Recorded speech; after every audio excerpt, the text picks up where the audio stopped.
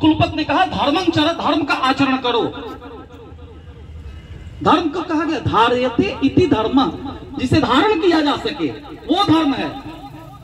वो आपने क्रास लटका लिया या कंठी हिला रहे, मेरे नजर में या किसी बौद्धिक व्यक्ति में के नजर में वो कोई धर्म नहीं है जिसे धारण किया जाए। जैसे मैं अपने बच्चे को सिखाऊंगा, पढ़ने वाले बच्चों को जो हमारे प्राथमिक विद्यालय में आ रहे हैं, तो उनको हम सिखाएंगे कि सच बोलना, क्योंकि वो धारण करने लायक है। हम कभी नहीं सिखाएंगे कि झूठ बोलना, क्योंकि झूठ बोलना धारण करने लायक नहीं है। हम बच्चे को सिखाएंगे ईमानदार बनना। चोर चोरी करते हैं, लेकिन जब बंटवारा करते हैं माल का तो ईमानदारी से करते हैं। ईमानदारी वहां भी जिंदा होती है। हम अपने प्राथमिक विद्यालय में जो मेरे सामने बच्चा है उसको सिखाएंगे ईमानदारी से रहो। तो ईमानदारी धारण करने योग्य है, बेईमानी धारण करने योग्य नहीं है। तो ईमानदारी धारण करने योग्य है, सच्चाई धारण करने योग्य है, नैतिकता धारण करने योग्य है। जो जो चीजें धारण करने योग्य हैं उन सब का योग टोटल मिला दें तो जो स्वरूप निकल के सामने आता है वही तो धर्म है। और शिक्षक की जिम्मेदारी बनती है कि वो वहां तक करे कि अब तक तो मैंने तुमको धर्म के बारे में बताया, लेकिन अब जा रहे हो तो सत्यं वद धर्मं चर, जा रहे हो तो सत्य बोलना जीवन भर और धर्म का आचरण जरूर करना। और अब क्या कहता है आगे अंतिम लाइन, स्वाध्यायान्मा प्रमदः, स्वाध्याय में प्रमाद मत करना, स्वाध्याय करते रहना। शिक्षा की परिभाषा सब लोगों ने पढ़ा होगा। शिक्षा किसे कहते हैं? तो जो चालाक बालक होता है वो कहेगा। शिक्षा की संकुचित परिभाषा बताऊं कि शिक्षा की व्यापक परिभाषा बताऊं, एक ध्रुवीय रूप में बताऊं, द्विध्रुवीय परिभाषा बताऊं? तो जॉन डीवी ने कहा कि शिक्षा की त्रिध्रुवीय परिभाषा बताऊं। होता है, सबने सुना होगा आपने उसमें शिक्षा शास्त्र में एक निश्चित स्थान पे एक निश्चित व्यक्ति द्वारा एक निश्चित पाठ्यक्रम को एक निश्चित समय में एक निश्चित बालक को एक निश्चित स्वरूप से प्रदान करना शिक्षा है। यह शिक्षा का नैरो कंसेप्ट है, संकुचित अवधारणा है। अध्यापक निश्चित एक मास्टर साहब, निश्चित घंटी बजी 5वीं घंटी, निश्चित किताब उठाए, निश्चित बच्चा एक सामने है, रोज वही आना जाना क्रम लगा हुआ है। ये संकुचित परिभाषा है। लेकिन असली शिक्षा ब्रॉड कंसेप्ट ऑफ एजुकेशन क्या है? शिक्षा गर्भ से लेकर शमशान तक चलती है। असली शिक्षा वही है जो गर्भ से लेकर शमशान तक चलती है और उसमें जीवन के प्रत्येक अनुभव से वृद्धि होती है। अनुभव से जो ज्ञान प्राप्त होता है, क्योंकि स्कूली ज्ञान तो कुछ समय में समाप्त हो ही जाएगा, आजीवन अनुभव से ज्ञान प्राप्त करता है आदमी, वो शिक्षा है। तो गुरु कहता है शिष्य से सत्यं वद धर्मं चर स्वाध्यायान्मा प्रमदः। ये मत सोचना स्नातक या स्नातकोत्तर आपने कर लिया, आपकी पढ़ाई समाप्त हो गई, स्वाध्याय जिंदगी भर करते रहना, जीवन भर कुछ ना कुछ पढ़ते रहना। और आप सबने सुना होगा अच्छा और सच्चा शिक्षक वही है जो जीवन भर विद्यार्थी रहे।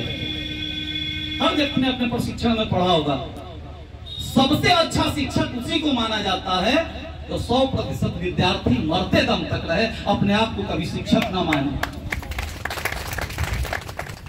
और पूर्णता किसी को प्राप्त हुई नहीं आज तक, हमेशा मनुष्य अपूर्ण रहता है। तो वो संस्कार जीवित है। वैदिक काल में एडमिशन होता था तो भी संस्कार, और निकलते थे तो भी संस्कार दिया गया दीक्षांत में।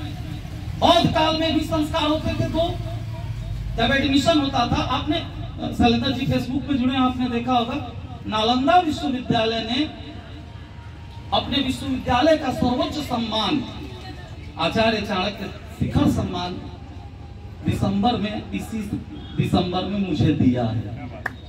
अब देखेंगे देश का नहीं दुनिया का विश्वविद्यालय का विद्यालय नहीं थे।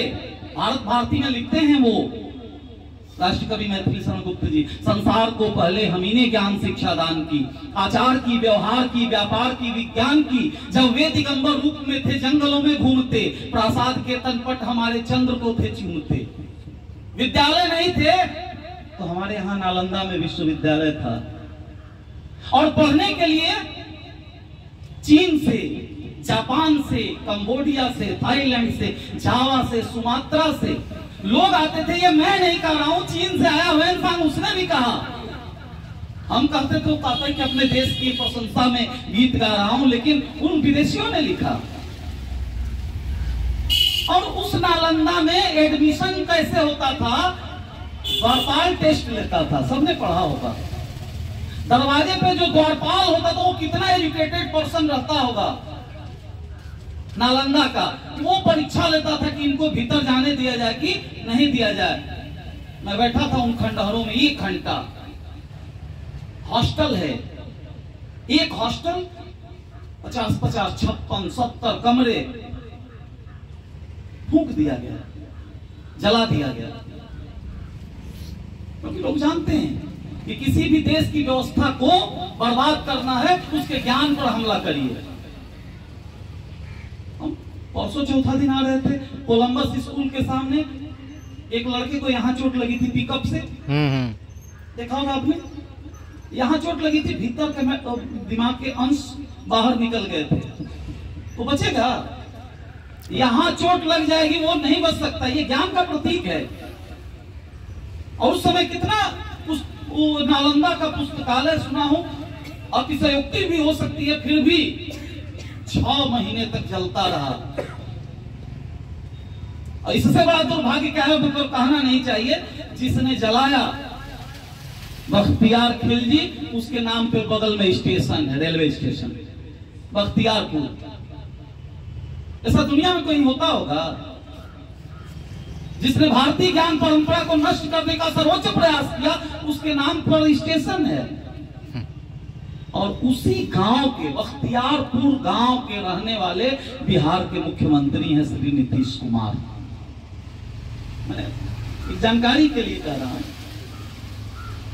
विश्वविद्यालय में प्रवेश होता था तो 2 संस्कार होते थे बौद्ध काल में, प्रवज्जा संस्कार और उपसंपदा संस्कार। बौद्धों के समय संस्कार होते थे, निकलते समय भी संस्कार होते थे। फिर सल्तनत काल आया, इस्लामी शासन जब हुआ भारत में, उस समय भी मुसलमानों के शासन में भी शिक्षा में संस्कार होते थे। बिस्मिल्लाह खानी, जब बच्चा 4 साल 4 महीना 4 दिन का होता था तो उसे खानकाहों या दरगाहों में ले जाया जाता था, और जो मौलवी साहब होते थे उससे कहलवाते थे, बोलो एक बार बिस्मिल्लाह। संस्कार होते थे। लेकिन जब आधुनिक काल आया, और कौन सा संस्कार? सब अध्यापक बैठे हैं यहाँ पे। एडमिशन के समय कौन संस्कार होता है, और निकलते समय कौन संस्कार होता है? और जब कोई संस्कार नहीं होता तो उसका परिणाम तो समाज भोगेगा। 4 चीजें अभी थोड़ी देर पहले कहा, वही तैत्तरीय उपनिषद कहता है, मातृ देवो भव, पितृ देवो भव, आचार्य देवो भव। एक चौथा शब्द आता है जो कोई नेता भी नहीं कहता, ना कोई शिक्षाविद कहता, वो शब्द आता है लोक देवो भव। ये समाज भी देवता है। माता का ऋण मेरे ऊपर है, पिता का ऋण है, आचार्य का ऋण है, तो समाज का भी ऋण है। क्योंकि हम सारे लोग, समाज कहा जाता है समाज व्यक्ति को सामाजिक बनाता है। हम सारे लोग एक समाज में पैदा हुए हैं, तभी हम सामाजिक हैं। यदि मैं बंदरों के बीच जंगल में पैदा होता, ऐसे भाषण नहीं देता, खां खां करता कहीं बैठ करके।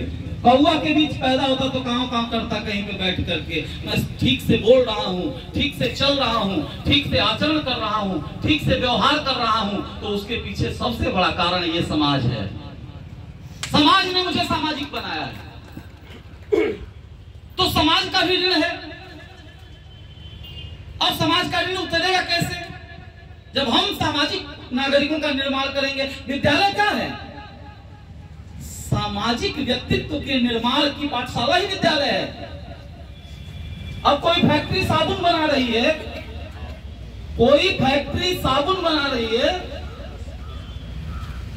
अभी समझ नहीं, जब